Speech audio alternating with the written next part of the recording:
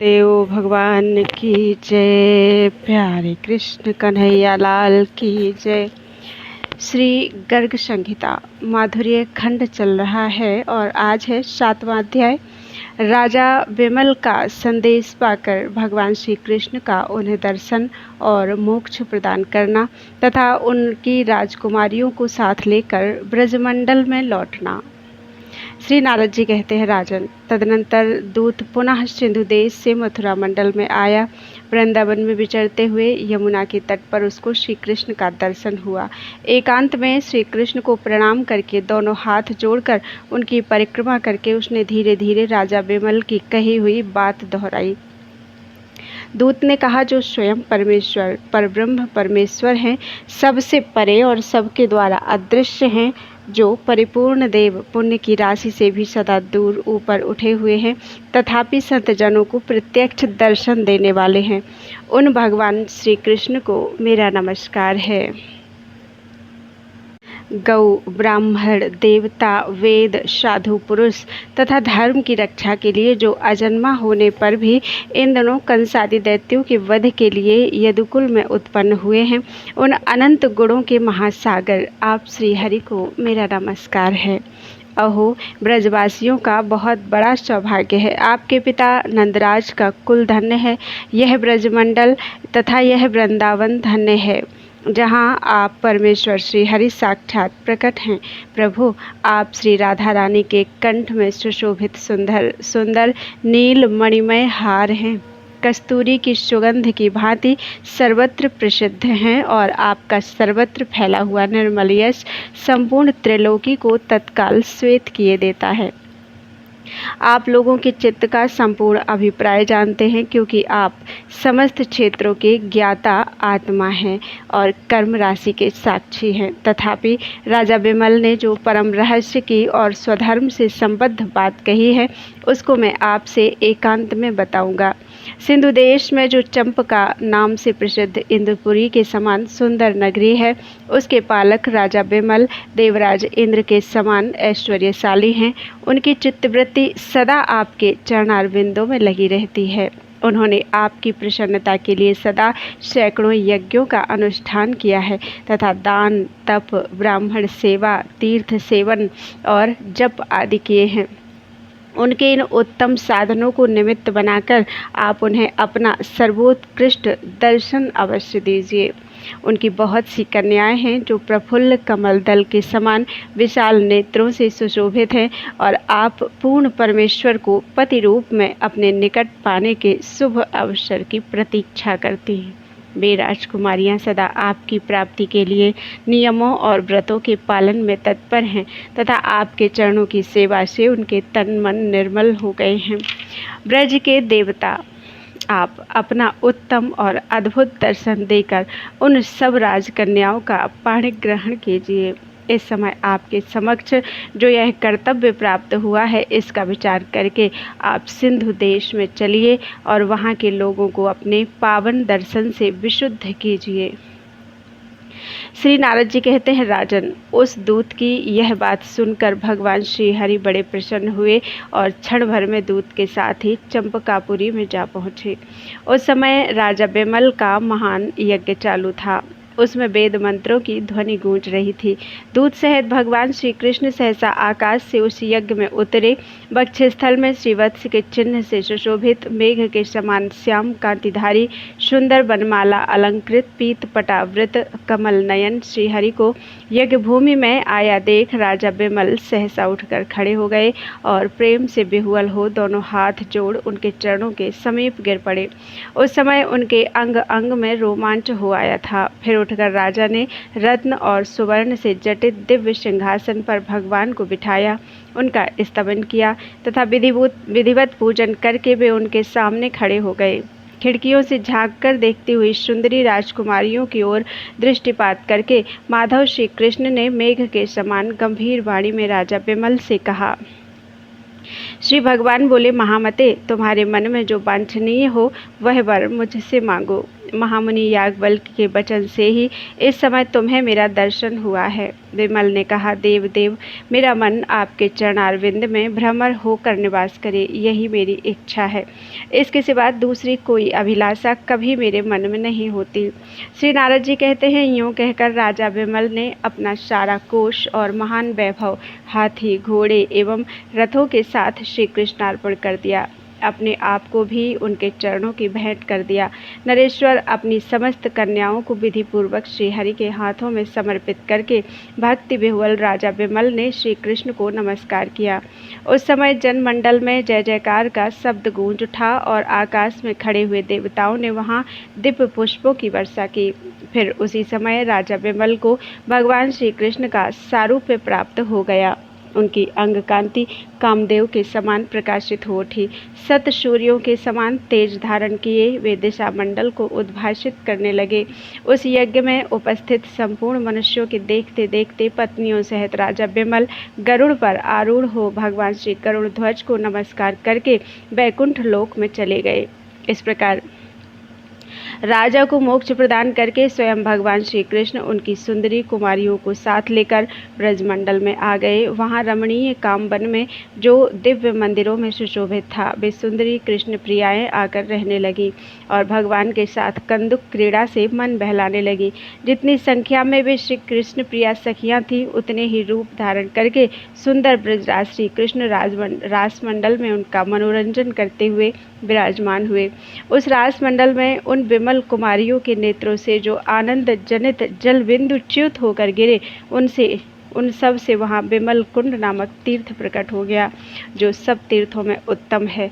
नृपेश्वर विमल कुंड का दर्शन करके उसका जल पीकर तथा उसमें स्नान पूजन करके मनुष्य मेरु पर्वत के समान विशाल पाप को भी नष्ट कर डालता है और गोलोक धाम में जाता है। जो मनुष्य अयोध्या वासिनी गोपियों के इस कथानक को सुनेगा, वह योगी दुर्लभ परम धाम गोलोक में जाएगा। इस प्रकार श्री गर्ग संहिता में माधुर्य खंड के अंतर्गत नारद बहुलाश्व संवाद में अयोध्या पुरवासिनी गोपियों का उपाख्यान नामक 7वां अध्याय पूरा हुआ। बोलो वृंदावन बिहारी लाल की जय। 8वां अध्याय यज्ञ सीता स्वरूपा गोपियों के पूछने पर श्री राधा का श्री कृष्ण की प्रसन्नता के लिए एकादशी व्रत का अनुष्ठान बताना और उसके विधि, नियम और महात्म्य का वर्णन करना। श्री नारद जी कहते हैं, मिथिलेश्वर, अब यज्ञ सीता स्वरूपा गोपियों का वर्णन सुनो, जो सब पापों को हर लेने वाला, पुण्यदायक, कामना पूरक तथा मंगल का धाम है। दक्षिण दिशा में उसी नगर नाम से प्रसिद्ध एक देश है, जहाँ एक समय 10 वर्षों तक इंद्र ने वर्षा नहीं की। उस देश में जो गोधन से संपन्न गोप थे, वे अनावृष्टि के भय से व्याकुल होकर अपने कुटुंब और गोधनों के साथ ब्रजमंडल में आ गए। नरेश्वर नंदराज की सहायता से वे पवित्र वृंदावन में यमुना के सुंदर एवं सुरम्य तट पर वास करने लगे। भगवान श्री राम के वर से यज्ञ सीता स्वरूपा गोपांगनाएं उन्हीं के घरों में उत्पन्न हुई। उन सब के शरीर दिव्य थे तथा वे दिव्य यौवन से विभूषित थीं। नृपेश्वर एक दिन वे सुंदर श्री कृष्ण का दर्शन करके मोहित हो गई और श्री कृष्ण की प्रसन्नता के लिए कोई व्रत पूछने के उद्देश्य से श्री राधा के पास गई। गोपियाँ बोली, दिव्य स्वरूपे, कमल लोचने, वृषभानु नंदिनी श्री राधे, आप हमें श्री कृष्ण की प्रसन्नता के लिए कोई शुभ व्रत बताएं, जो देवताओं के लिए भी अत्यंत दुर्लभ है। वे श्री नंदनंदन तुम्हारे वश में रहते हैं। राधे, तुम विश्वमोहिनी हो और संपूर्ण शास्त्रों के अर्थ ज्ञान में पारंगत भी हो। श्री राधा ने कहा, प्यारी बहनों, श्री कृष्ण की प्रसन्नता के लिए तुम सब एकादशी व्रत का अनुष्ठान करो, उससे साक्षात श्री हरि तुम्हारे वश में हो जाएंगे, इसमें संशय नहीं है। गोपियों ने पूछा, राधे के पूरे वर्ष भर की एकादशियों के क्या नाम हैं, यह बताओ। प्रत्येक मास में एकादशी का व्रत किस भाव से करना चाहिए? श्री राधा ने कहा, गोप कुमारियों, मार्गशीर्ष मास के कृष्ण पक्ष में भगवान विष्णु के शरीर से, मुख्यतः उनके मुख से, एक असुर का वध करने के लिए एकादशी की उत्पत्ति हुई। अतः वह एकादशी तिथि अन्य सब तिथियों से श्रेष्ठ है। प्रत्येक मास में पृथक पृथक एकादशी होती है, वही सब व्रतों में उत्तम है। मैं तुम सबों के हित की कामना से उस तिथि के 26 नाम बता रही हूँ। मार्गशीर्ष कृष्ण एकादशी से आरंभ करके कार्तिक शुक्ला एकादशी तक 24 एकादशी तिथियां होती हैं। उनके नाम इस प्रकार हैं: उत्पन्ना, मोक्षा, सफला, पुत्रदा, सटतिला, जया, विजया, आमलकी, पापमोचनी, कामदा, बरूथिनी, मोहिनी, अपरा, निर्जला, योगिनी, देवशयनी, कामिनी, पवित्रा, अजा, पद्मा, इंदिरा, पापांकुशा, रमा तथा प्रबोधिनी। 2 एकादशी तिथियां मलमास की होती हैं। उन दोनों का नाम सर्व संपत्ति प्रदा है। इस प्रकार जो एकादशी के 26 नामों का पाठ करता है, वह भी वर्ष भर की द्वादशी अर्थात एकादशी तिथियों के व्रत का फल पा लेता है। ब्रजांगनाओं, अब एकादशी व्रत के नियम सुनो। मनुष्य को चाहिए कि वह दशमी को एक ही समय भोजन करे और रात्रि में जितेंद्रिय रहकर भूमि पर शयन करे। जल भी एक ही बार पिए, धुला हुआ वस्त्र पहने और तन मन से अत्यंत निर्मल रहे। फिर ब्राह्म मुहूर्त में उठकर एकादशी को श्रीहरि के चरणों में प्रणाम करे। तदनंतर शौचादि से निवृत्त हो स्नान करे। कुएं का स्नान सबसे निम्न कोटि का है, बावड़ी का स्नान मध्य कोटि का है, तालाब और पोखरे का स्नान उत्तम श्रेणी में गिना गया है और नदी का स्नान उससे भी उत्तम है। इस प्रकार स्नान करके व्रत करने वाला नरश्रेष्ठ क्रोध और लोभ का त्याग करके उस दिन नीचों और पाखंडी मनुष्यों से बात न करे। जो असत्यवादी, ब्राह्मण निंदक, दुराचारी, अगम्या स्त्री के साथ समागम में रत रहने वाले, परधनहारी, पर स्त्रीगामी, दुर्वृत्त तथा मर्यादा का भंग करने वाले हैं, उनसे भी व्रती मनुष्य बात ना करे। मंदिर में भगवान केशव का पूजन करके वहां नैवेद्य लगवाए और भक्ति युक्त चित्त से दीपदान करे। ब्राह्मणों से कथा सुनकर उन्हें दक्षिणा दे। रात को जागरण करे और श्री कृष्ण संबंधी पदों का गान एवं कीर्तन करे। वैष्णव व्रत एकादशी का पालन करना हो तो दशमी को कांसे का पात्र, मांस, मसूर, कोदों, चना, साग, शहद, पराया अन्न, दोबारा भोजन तथा मैथुन, इन 10 वस्तुओं को त्याग दे। जुए का खेल, निद्रा, मद्यपान, दंतधावन, परनिंदा, चुगली, चोरी, हिंसा, रति, क्रोध और असत्य भाषण, एकादशी को इन 11 वस्तुओं का त्याग कर देना चाहिए। कांसे का पात्र, मांस, शहद, तेल, मिथ्या भोजन, पिट्ठी, साठी का चावल और मसूर आदि का द्वादशी को सेवन ना करे। इस विधि से उत्तम एकादशी व्रत का अनुष्ठान करे। गोपियाँ बोली, परम बुद्धिमती श्री राधे, एकादशी व्रत का समय बताओ, उससे क्या फल होता है यह भी कहो और एकादशी के महात्म्य का भी यथार्थ रूप से वर्णन करो।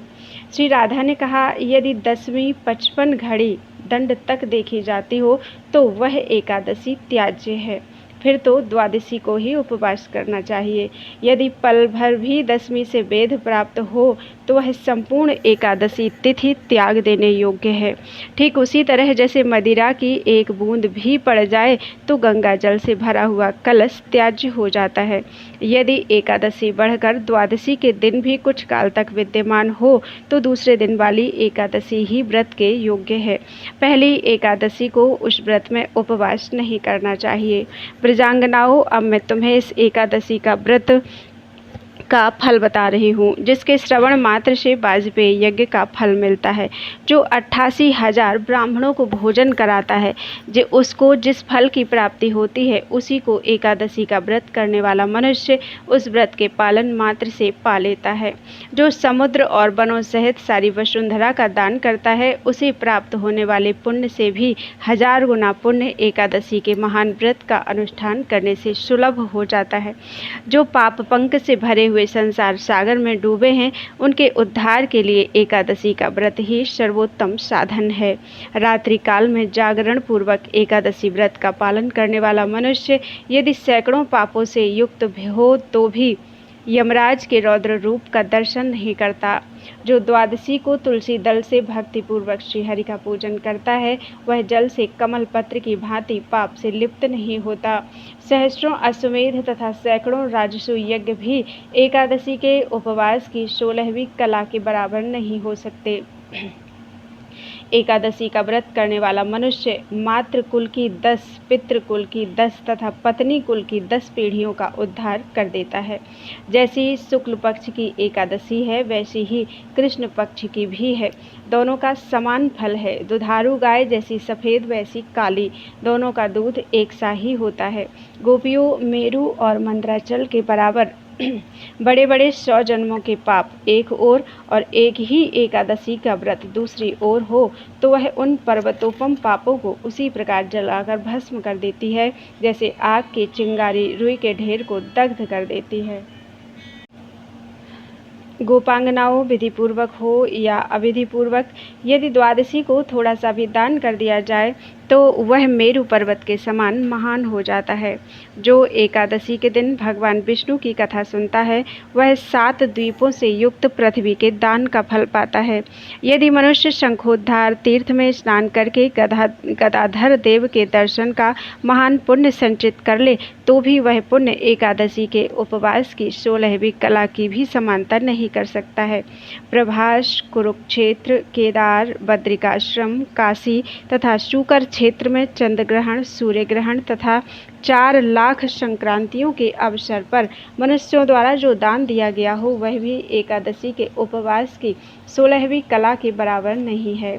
गोपियों, जैसे नागों में शेष, पक्षियों में गरुण, देवताओं में विष्णु, वर्णों में ब्राह्मण, वृक्षों में पीपल तथा पत्रों में तुलसी दल सबसे श्रेष्ठ है, उसी प्रकार व्रतों में एकादशी तिथि सर्वोत्तम है।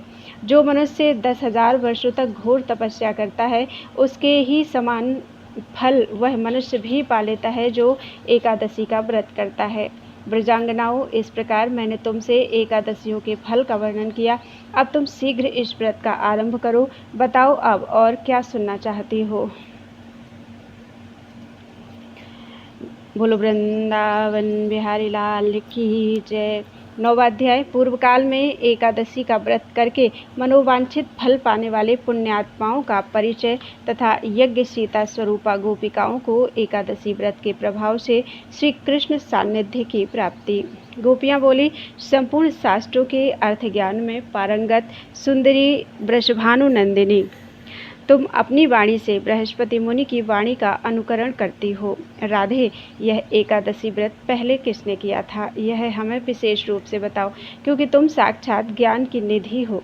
श्री राधा ने कहा, गोपियों, सबसे पहले देवताओं ने अपने छीने गए राज्य की प्राप्ति तथा दैत्यों के विनाश के लिए एकादशी व्रत का अनुष्ठान किया था। राजा वैशांत ने पूर्व काल में यमलोक गत पिता के उद्धार के लिए एकादशी व्रत किया था। लुम्पक नाम के एक राजा को उसके पाप के कारण कुटुंबी जनों ने अकस्मात त्याग दिया था। लुम्पक ने भी एकादशी का व्रत किया और उसके प्रभाव से अपना खोया हुआ राज्य प्राप्त किया। भद्रावती नगरी में पुत्रहीन राजा केतुमान ने संतों के कहने से एकादशी व्रत का अनुष्ठान किया और उन्हें पुत्र की प्राप्ति हो गई। एक ब्राह्मणी को देवपत्नियों ने एकादशी व्रत का पुण्य प्रदान किया, जिससे उस मानवी ने धन धान्य तथा स्वर्ग का सुख प्राप्त किया। पुष्पदंती और माल्यवान दोनों इंद्र के शाप से पिशाच भाव को प्राप्त हो गए थे। उन दोनों ने एकादशी का व्रत किया और उसके पुण्य प्रभाव से उन्हें पुनः गंधर्वत्व की प्राप्ति हो गई। पूर्व काल में श्री रामचंद्र जी ने समुद्र पर सेतु बांधने तथा रावण का वध करने के लिए एकादशी का व्रत किया था। प्रलय के अंत में उत्पन्न हुए आंवले के वृक्ष के नीचे बैठकर देवताओं ने सबके कल्याण के लिए एकादशी का व्रत किया था। पिता की आज्ञा से मेधावी ने एकादशी का व्रत किया, जिससे वे अप्सरा के साथ संपर्क के दोष से मुक्त होकर निर्मल तेज से संपन्न हो गए। ललित नामक गंधर्व अपनी पत्नी के साथ ही शापवश राक्षस हो गया था, किंतु एकादशी व्रत के अनुष्ठान से उसने पुनः गंधर्वत्व प्राप्त कर लिया। एकादशी के व्रत से ही राजा मानधाता, शगर, ककुत्सथ और महामती मुचुकुंद पुण्य लोक को प्राप्त हुए। धुंधुमार आदि अन्य बहुत से राजाओं ने भी एकादशी व्रत के प्रभाव से ही सद्गति प्राप्त की थी तथा भगवान शंकर ब्रह्म कपाल से मुक्त हुए। कुटुंबीजनों से परित्यक्त महादुष्ट वैश्य पुत्र धृष्ट बुद्धि एकादशी व्रत करके ही बैकुंठ लोक में गया था। राजा रुकुमांगद ने भी एकादशी का व्रत किया था और उसके प्रभाव से भूमंडल का राज्य भोग कर वे पूर्ववासियों सहित बैकुंठ लोक में पधारे थे। राजा अम्बरीश ने भी एकादशी का व्रत किया था, जिससे कहीं भी प्रतिहत न होने वाला ब्रह्म शाप उन्हें छू न सका।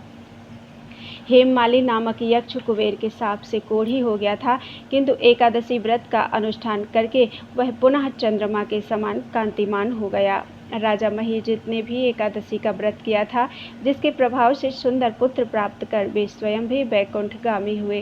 राजा हरिश्चंद्र ने भी एकादशी का व्रत किया था, जिससे पृथ्वी का राज्य भोग कर वे अंत में पूर्ववासियों सहित बैकुंठ धाम को गए। पूर्व काल के सतयुग में राजा मुचुकुंद का दामाद शोभन भारतवर्ष में एकादशी का उपवास करके उसके पुण्य प्रभाव से देवताओं के साथ मंदराचल पर चला गया। वह आज भी वहां अपनी रानी चंद्रभागा के साथ कुबेर की भांति राज्य सुख भोगता है। गोपियों, एकादशी को संपूर्ण तिथियों की परमेश्वरी समझो, उनकी समानता करने वाली दूसरी कोई तिथि नहीं है। श्री नारद जी कहते हैं, राजन, श्री राधा के मुख से इस प्रकार एकादशी की महिमा सुनकर यज्ञ सीता स्वरूपा गोपिकाओं ने श्री कृष्ण दर्शन की लालसा से विधि पूर्वक एकादशी व्रत का अनुष्ठान किया। एकादशी व्रत से प्रसन्न हुए साक्षात भगवान श्री हरि ने मार्गशीर्ष मास की पूर्णिमा की रात में उन सबके साथ रास किया। इस प्रकार श्री गर्ग संहिता में माधुर्य खंड के अंतर्गत नारद बहुलाश्व संवाद में यज्ञ शीतोपाख्यान के प्रसंग में एकादशी का महात्म्य नामक 9वां अध्याय पूरा हुआ। बोलो वृंदावन बिहारी लाल की जय। अध्याय पुलिंद कन्या रूपिणी गोपियों के सौभाग्य का वर्णन। श्री नारद जी कहते हैं, अब पुलिंद कोलभील जाति की स्त्रियों का जो गोपी भाव को प्राप्त हुई थी मैं वर्णन करता हूँ। यह वर्णन समस्त पापों का अपहरण करने वाला, पुण्यजनक, अद्भुत और भक्ति भाव को बढ़ाने वाला है। विंध्याचल के वन में कुछ पुलिंद कोलभील निवास करते थे। वे उद्भट योद्धा थे और केवल राजा का धन लूटते थे। गरीबों की कोई चीज कभी नहीं छूते थे। विंध्य देश के बलवान राजा ने कुपित होकर 2 अक्षौहिणी सेनाओं के द्वारा उन सभी पुलिंदों पर घेरा डाल दिया। वे पुलिंद भी तलवारों, भालों, सूलों, फरसों, शक्तियों, रिष्टियों, भुसुंडियों और तीर कमानों से कई दिनों तक राजकीय सैनिकों के साथ युद्ध करते रहे। विजय की आशा न देखकर उन्होंने सहायता के लिए यादवों की राजा कंस के पास पत्र भेजा। तब कंस की आज्ञा से बलवान दैत्य प्रलंब वहां आया। उसका शरीर 2 योजन ऊंचा था। देह का रंग मेघों की काली घटा के समान काला था। माथे पर मुकुट तथा कानों में कुंडल धारण किए वह दैत्य सर्पों की माला से विभूषित था। उसके पैरों में सोने की सांकल थी और हाथ में गदा लेकर वह दैत्य काल के समान जान पड़ता था। उसकी जीभ लपलपा रही थी और रूप बड़ा भयंकर था। वह शत्रुओं पर पर्वत की चट्टानें तथा बड़े बड़े वृक्ष उखाड़कर फेंकता था। पैरों की धमक से धरती को कपाते हुए रण दुर्मद दैत्य प्रलंब को देखते ही भयभीत तथा पराजित हो विंध्य नरेश सेना सहित सम्रांगण छोड़कर सहसा भाग चले, मानो सिंह को देखकर हाथी भाग जाता हो। तब प्रलंब उन सब पुलिंदों को साथ लेकर पुनः मथुरापुरी को लौट आया। वे सभी पुलिंद कंस के सेवक हो गए। नृपेश्वर उन सब ने अपने कुटुंब के साथ कामगिरी पर निवास किया। उन्हीं के घरों में भगवान श्री राम के उत्कृष्ट वरदान से वे पुलिंद स्त्रियां दिव्य कन्याओं के रूप में प्रकट हुईं, जो मूर्तिमती लक्ष्मी की भांति पूजित एवं प्रशंसित होती थीं। श्री कृष्ण के दर्शन से उनकी हृदय में प्रेम की पीड़ा जग उठी। वे पुलिंद कन्याएं प्रेम से विह्वल हो भगवान की श्री संपन्न चरण रज को सिर पर धारण करके दिन रात उन्हीं के ध्यान एवं चिंतन में डूबी रहती थी। वे भी भगवान की कृपा से रास में आ पहुंची और साक्षात गोलोक के अधिपति सर्वसमर्थ परिपूर्णतम परमेश्वर श्री कृष्ण को उन्होंने सदा के लिए प्राप्त कर लिया। अहो, इन पुलिंद कन्याओं का कैसा महान सौभाग्य है कि देवताओं के लिए भी परम दुर्लभ श्री कृष्ण चरणारविंदों की रज उन्हें विशेष रूप से प्राप्त हो गई। जिसकी भगवान के परम उत्कृष्ट पाद पद्म पराग में सुदृढ़ भक्ति हो, वह ना तो ब्रह्मा जी का पद, न महेंद्र का स्थान, न निरंतर स्थायी सार्वभौम सम्राट का पद, न पाताल लोक का आधिपत्य, न योग सिद्धि और न अपुनर्भव अर्थात मोक्ष को ही चाहता है। जो अकिंचन है, अपने किए हुए कर्मों के फल से विरक्त है, वे हरि चरण रज में आसक्त भगवान के स्वजन महात्मा भक्त मुनि जिस पद का सेवन करते हैं वही निरपेक्ष सुख है। दूसरे लोग जिसे सुख कहते हैं वह वास्तव में निरपेक्ष नहीं है। परिपूर्णतमं साक्षात् गोलोकाधिपतिं प्रभुं श्रीकृष्णचरणाम्भोजरजो दैवेः सुदुर्लभम्। अहो भाग्यं पुलिन्दीनां तासां प्राप्तं विशेषतः, यः पारमेष्ठयम् अखिलं न महेन्द्र तिष्णयं नो सार्वभौमनिशं न रसाधिपत्यं नो योगसिद्धिमभितो न पुनर्भवं वा वाञ्छत्यलं परं पादरजस्सुभक्तः निष्किञ्चिनाः स्वकृतकर्मफलैर्विरागा यत्तत्पदं हरिजना मुनयो महान्तः भक्ता जुषन्ति हरिपादरजः प्रसक्ता अन्ये वदन्ति न सुखं किल नैरपेक्ष्यम्। इस प्रकार श्री गर्ग संहिता में माधुर्य खंड के अंतर्गत नारद बहुलाश संवाद में पुलिंदी उपाख्यान नामक 10वां अध्याय पूरा हुआ। बोलो वृंदावन बिहारी लाल की जय। 11वां अध्याय लक्ष्मी जी की सखियों का वृषभानुओं के घरों में कन्या रूप से उत्पन्न होकर माघ मास के व्रत से श्री कृष्ण को रिझाना और पाना। श्री नारद जी कहते हैं, मिथिलेश्वर, अब दूसरी गोपियों का भी वर्णन सुनो, जो समस्त पापों को हर लेने वाला, पुण्यदायक तथा श्री हरि के प्रति भक्ति भाव की वृद्धि करने वाला है। राजन, ब्रज में 6 वृषभानु उत्पन्न हुए हैं, जिनके नाम इस प्रकार हैं: नीतिवित, मार्गद, शुक्ल, पतंग, दिव्यवाहन तथा गोपेष्ट। ये नामानुरूप गुणों वाले थे। उनके घर में लक्ष्मीपति नारायण के वरदान से जो कुमारियां उत्पन्न हुई, उनमें से कुछ तो रमा बैकुंठ वासिनी और कुछ समुद्र से उत्पन्न हुई लक्ष्मी जी की सखियां थीं। कुछ अजित पदवासिनी और कुछ ऊर्ध्व वैकुंठ लोक निवासिनी देवियां थीं। कुछ लोकाचल वासिनी समुद्र संभवा लक्ष्मी सहचरियां थीं। उन्होंने सदा श्री गोविंद के चरणारविंद का चिंतन करते हुए माघ मास का व्रत किया। उस व्रत का उद्देश्य था श्री कृष्ण को प्रसन्न करना। माघ मास के शुक्ल पक्ष की पंचमी तिथि को, जो भावी वसंत के शुभागमन का सूचक प्रथम दिन है, उनके प्रेम की परीक्षा लेने के लिए श्री कृष्ण उनके घर के निकट आए। वे व्याघ्र चर्म का वस्त्र पहने, जटा के मुकुट बांधे, समस्त अंगों में विभूति रमाए, योगी के वेश में सुशोभित होकर वेणु बजाते हुए जगत के लोगों का मन मोह रहे थे। अपनी गलियों में उनका शुभागमन हुआ देख सब ओर से मोहित एवं प्रेम विह्वल हुई गोपांगनाएं उस तरुण योगी का दर्शन करने के लिए आईं। उन अत्यंत सुंदर योगी को देखकर प्रेम और आनंद में डूबी हुई समस्त गोप कन्याएं परस्पर कहने लगीं। गोपियां बोली, यह कौन बालक है जिसकी आकृति नंदनंदन से ठीक ठीक मिलती जुलती है? अथवा यह किसी धनी राजा का पुत्र होगा, जो अपनी स्त्री के कठोर वचन रूपी बाण से मर्म बिध जाने के कारण घर से विरक्त हो गया और सारे कृत्य कर्म छोड़ बैठा है। यह अत्यंत रमणीय है। इसका शरीर कैसा सुकुमार है। यह कामदेव के समान सारे विश्व का मन मोह लेने वाला है। अहो, इसकी माता, इसके पिता, इसकी पत्नी और इसकी बहन इसके बिना कैसे जीवित होंगी? यह विचार करके सब ओर से झुंड की झुंड ब्रजांगनाएं उनके पास आ गईं और प्रेम से विह्वल तथा आश्चर्यचकित हो उन योगीश्वर से पूछने लगी। गोपियों ने पूछा, योगी बाबा, तुम्हारा नाम क्या है? मुनि जी, तुम रहते कहाँ हो? तुम्हारी वृत्ति क्या है और तुमने कौन सी सिद्धि पाई है? वक्ताओं में श्रेष्ठ हमें ये तो बताओ। सिद्धयोगी ने कहा, मैं योगेश्वर हूँ और सदा मानसरोवर में निवास करता हूँ। मेरा नाम स्वयं प्रकाश है। मैं अपनी शक्ति से सदा बिना खाए पिए ही रहता हूँ। ब्रजांगनाओं, परमहंसों का जो अपना स्वार्थ आत्म साक्षात्कार है, उसी की सिद्धि के लिए मैं जा रहा हूँ। मुझे दिव्य दृष्टि प्राप्त हो चुकी है। मैं भूत, भविष्य और वर्तमान तीनों कालों की बातें जानता हूँ। मंत्र विद्या द्वारा उच्चाटन, मारण, मोहन, स्तंभन तथा वशीकरण भी जानता हूँ। गोपियों ने पूछा, योगी बाबा, तुम तो बड़े बुद्धिमान हो। यदि तुम्हें तीनों कालों की बातें ज्ञात हैं तो बताओ ना, हमारे मन में क्या है। सिद्ध योगी ने कहा, यह बात तो आप लोगों के कान में कहने योग्य है, अथवा यदि आप लोगों की आज्ञा हो तो सब लोगों के सामने ही कह डालूं। गोपियाँ बोली, मुनि, तुम सचमुच योगेश्वर हो।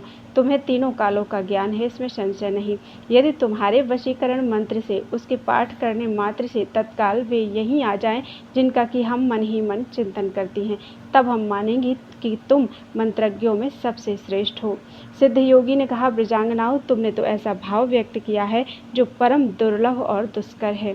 तथापि मैं तुम्हारी मनोनीत वस्तु को प्रकट करूंगा, क्योंकि सत्पुरुषों की कही हुई बात झूठ नहीं होती।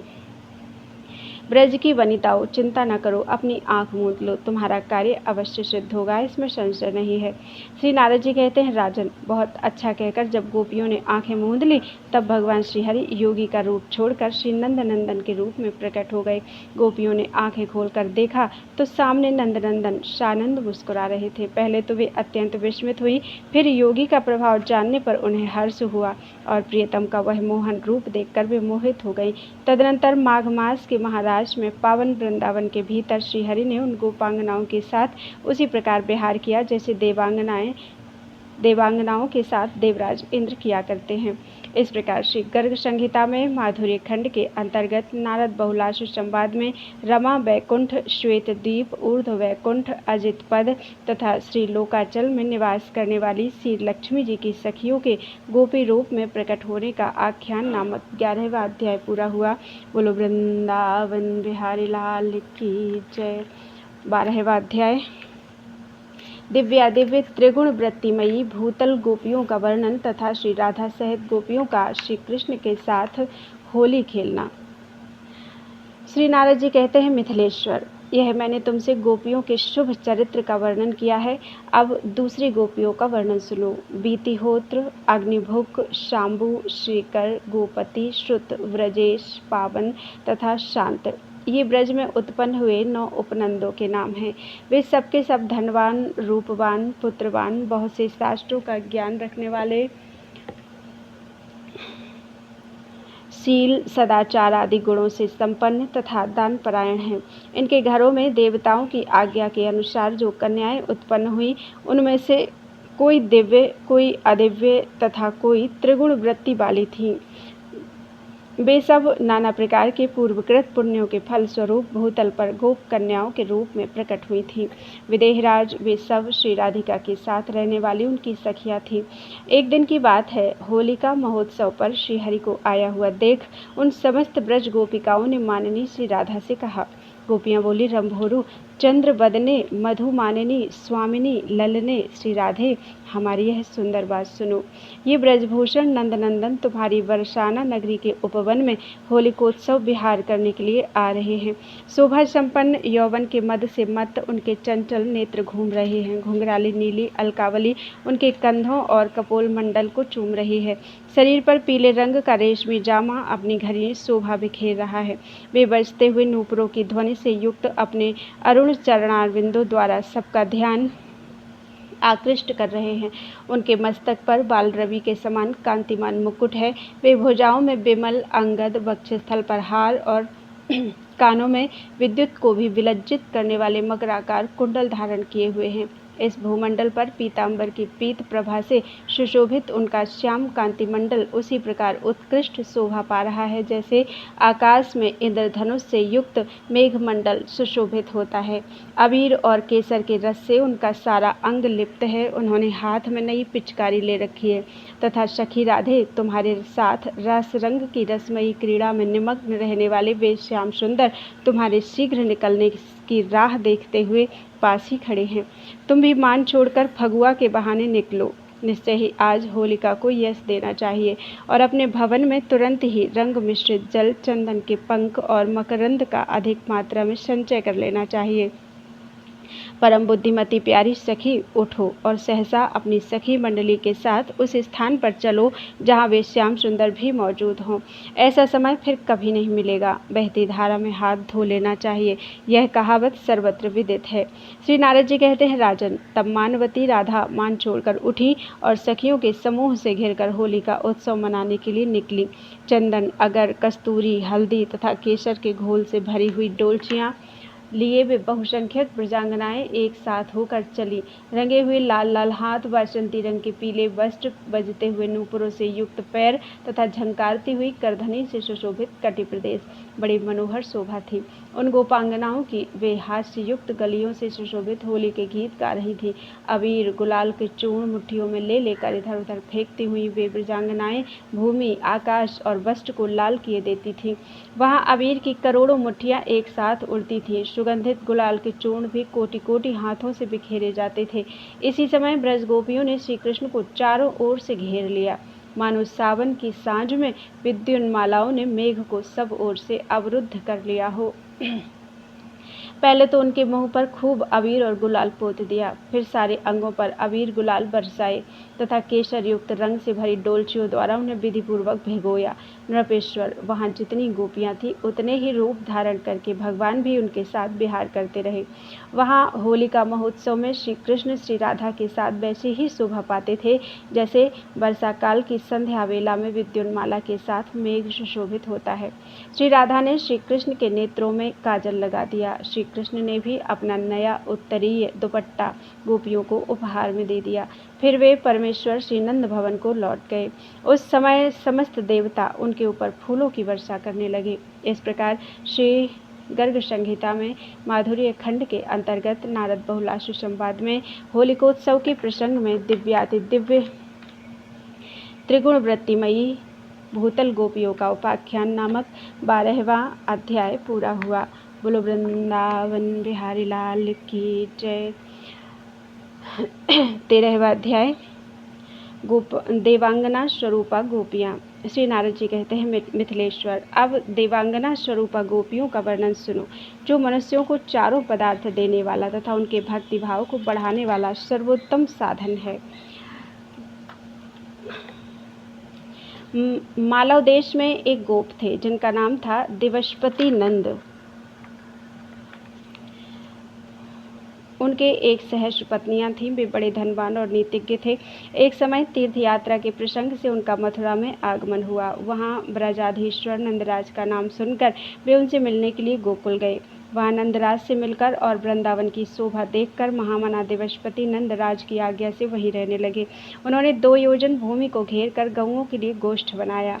राजन, उस ब्रज में अपने कुटुंबी बंधुजनों के साथ रहते हुए दिवसपति को बड़ी प्रसन्नता हुई। देवल मुनि के आदेश से समस्त देवांगनाएं उन्हीं दिवसपति की महादिव्य कन्याएं हुई, जो प्रज्वलित अग्नि के समान तेजस्विनी थीं। किसी समय श्याम सुंदर श्री कृष्ण का दर्शन पाकर वे सब कन्याएं मोहित हो गईं और उन दामोदर की प्राप्ति के लिए उन्होंने परम उत्तम माघ मास का व्रत किया। आधे सूर्य के उदित होते होते वे प्रतिदिन ब्रजांगनाएं यमुना में जाकर स्नान करती और प्रेमानंद से विह्वल हो उच्च स्वर से श्री कृष्ण की लीलाएं गाती थीं। भगवान श्री कृष्ण उन पर प्रसन्न होकर बोले, तुम कोई वर मांगो। तब उन्होंने दोनों हाथ जोड़कर उन परमात्मा को प्रणाम करके उनसे धीरे धीरे कहा। गोपियां बोली, प्रभु, निश्चय ही आप योगीश्वरों के लिए भी दुर्लभ है, सबके ईश्वर तथा कारणों के भी कारण हैं। आप बंसीधारी हैं। आपका अंग मनमथ के मन को भी मथ डालने वाला, मोह लेने वाला है। आप सदा हमारे नेत्रों के समक्ष रहें। राजन, तब तथास्तु कहकर जिन आदिदेव श्रीहरि ने गोपियों के लिए अपने दर्शन का द्वार उन्मुक्त कर दिया, वे सदा तुम्हारे हृदय में नेत्र मार्ग में बसे रहें और बुलाए हुए से तत्काल चित्त में आकर स्थित हो जाएं। जिन्होंने कमर में पीताम्बर बांध रखा है, जिनके सिर पर मोरपंख का मुकुट सुशोभित है और गर्दन झुकी हुई है, जिनके हाथ में बांसुरी और लकुटी है तथा कानों में रत्नमय कुंडल झलमला रहे हैं, उन पटुतर नटवेशधारी श्रीहरि का मैं भजन करता हूँ। आदिदेव श्रीहरि केवल भक्ति से ही वश में होते हैं, निश्चय ही इसमें गोपियाँ सदा प्रमाणभूत हैं, जिन्होंने ना तो कभी सांख्य का विचार किया, न योग का अनुष्ठान, केवल प्रेम से ही वे भगवान के स्वरूप को प्राप्त हो गई।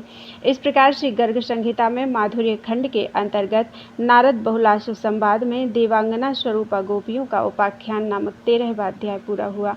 बोलो वृंदावन बिहारी लाल की जय।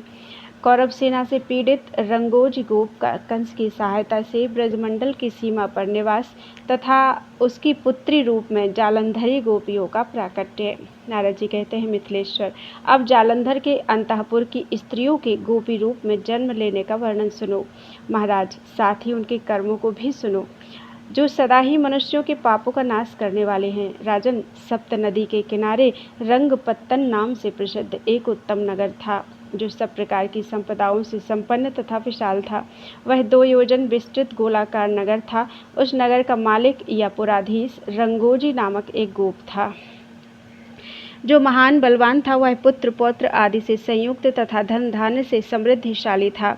हस्तिनापुर के स्वामी राजा धृतराष्ट्र को वह सदा 1 करोड़ स्वर्ण मुद्राएं वार्षिक कर के रूप में दिया करता था। मिथिलेश्वर, एक समय वर्ष बीत जाने पर भी धन के मद से उन्मत्त गोप ने राजा को वार्षिक कर नहीं दिया। इतना ही नहीं, वह गोपनायक रंगोजी मिलने तक नहीं गया। तब धृतराष्ट्र के भेजे हुए 10,000 वीर जाकर उस गोप को बांधकर हस्तिनापुर में ले आए। कई वर्षों तक तो रंगोजी कारागार में बंधा पड़ा रहा। बांधे और पीटे जाने पर भी वह लोभी गोप डरा नहीं। उसने राजा धृतराष्ट्र को थोड़ा सा भी धन नहीं दिया। किसी समय गोपनायक रंगोजी उस महाभयंकर कारागार से भाग निकला तथा रातों रात रंगपुर में आ गया। तब पुनः उसे पकड़ लाने के लिए धृतराष्ट्र की भेजी हुई शक्तिशाली बलवाहन से संपन्न 3 अक्षौहिणी सेना गई। वह गोप भी कवच धारण करके युद्ध भूमि में बारंबार धनुष की टंकार फैलाता हुआ तीखी धार वाले चमकीले बाण समूहों की वर्षा करके धृतराष्ट्र की उस सेना का सामना करने लगा।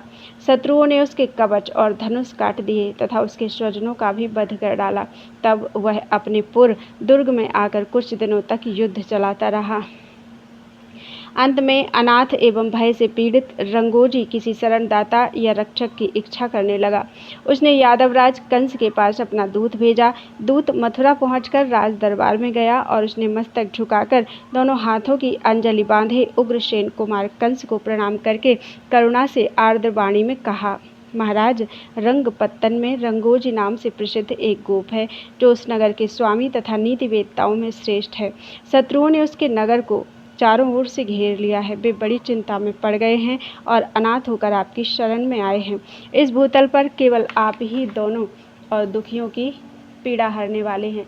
भौमासुर आदि वीर आपके गुण गाया करते हैं। आप महाबली हैं और देवता, असुर तथा उद्भट भूमिपालों को युद्ध में जीतकर देवराज इंद्र के समान अपनी राजधानी में विराजमान हैं। जैसे चकोर चंद्रमा को, कमलों का समुदाय सूर्य को, चातक शरद ऋतु के बादलों द्वारा बरसाए गए जलकणों को, भूख से व्याकुल मनुष्य अन्न को तथा प्यास से पीड़ित प्राणी पानी को ही याद करता है, उसी प्रकार रंगोजी गोप शत्रु के भय से आक्रांत हो केवल आपका स्मरण करते रहते हैं।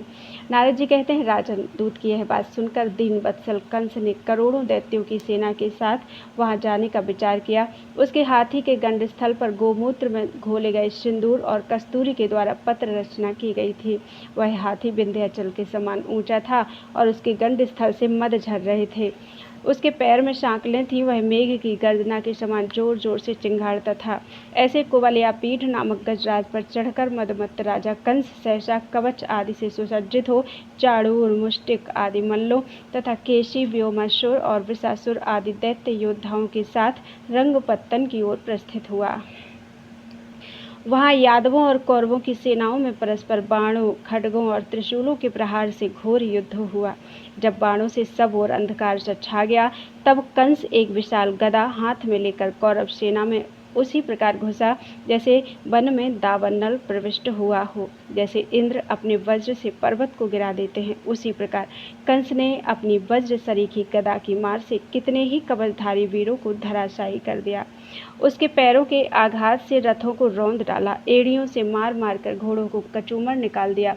हाथी को हाथी से ही मारकर कितने ही गजों को उनके पांव पकड़कर उछाल दिया। महाबली कंस ने कितने ही हाथियों के कंधों अथवा कक्ष भागों को पकड़कर उनके हौदों और झूलों सहित बलपूर्वक घुमाते हुए आकाश में फेंक दिया।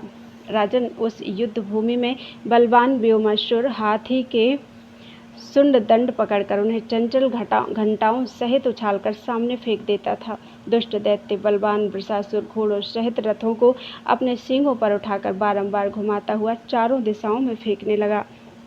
राजेंद्र, बलवान दैत्यराज केसी ने बलपूर्वक अपने पिछले पैरों से बहुत से वीरों और अश्वों को इधर उधर धराशायी कर दिया।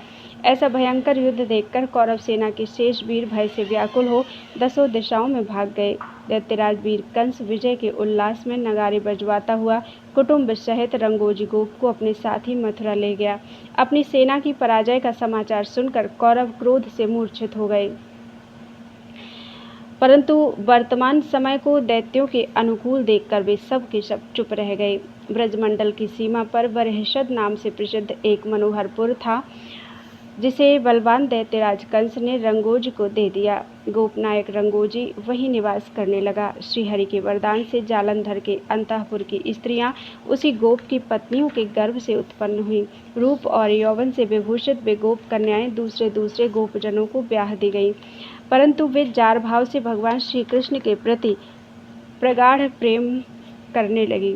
वृंदावनेश्वर श्याम सुंदर ने चैत्र मास के महाराष्ट्र में उन सब के साथ पुण्यमय रमणीय वृंदावन के भीतर विहार किया। इस प्रकार श्री गर्ग संहिता में माधुर्य खंड के अंतर्गत नारद बहुलाशु संवाद में जालंधरी गोपियों का उपाख्यान नामक 14वां अध्याय पूरा हुआ। बोलो वृंदावन बिहारी लाल की जय। 15वां अध्याय बरहिष्मतीपुरी आदि की वनिताओं का गोपी रूप में प्राकट्य तथा भगवान के साथ उनका रास विलास। मानधाता और सौरभि के संवाद में यमुना पंचांग की प्रस्तावना। नारद जी कहते हैं, राजन, ब्रज में शोणपुर के स्वामी नंद बड़े धनी थे। मिथिलेश्वर उनके 5000 पत्नियां थीं। उनके गर्भ से समुद्र संभवा लक्ष्मी जी की वे सखियां उत्पन्न हुई, जिन्हें मत्स्यावतारधारी भगवान से वैसा वर प्राप्त हुआ था। नरेश्वर, इनके सिवा और भी विचित्र औषधियां जो पृथ्वी के दोहन से प्रकट हुई थी, वहां गोपी रूप में उत्पन्न हुई। बरहिष्मतीपुरी की वे नारियां भी, जिन्हें महाराज पृथु का वर प्राप्त था, जातिस्मरा गोपियों के रूप में ब्रज में उत्पन्न हुई थी तथा नर नारायण के वरदान से अप्सराएं भी गोपी रूप में प्रकट हुई थीं। सुतलवासिनी दैत्य नारियां वामन के वर से तथा नागराजों की कन्याएं भगवान शेष के उत्तम वर से ब्रज में उत्पन्न हुई। दुर्वासा मुनि ने उन सबको अद्भुत कृष्णा पंचांग दिया था, जिससे यमुना जी की पूजा करके उन्होंने श्रीपति का वर रूप में वर्ण किया।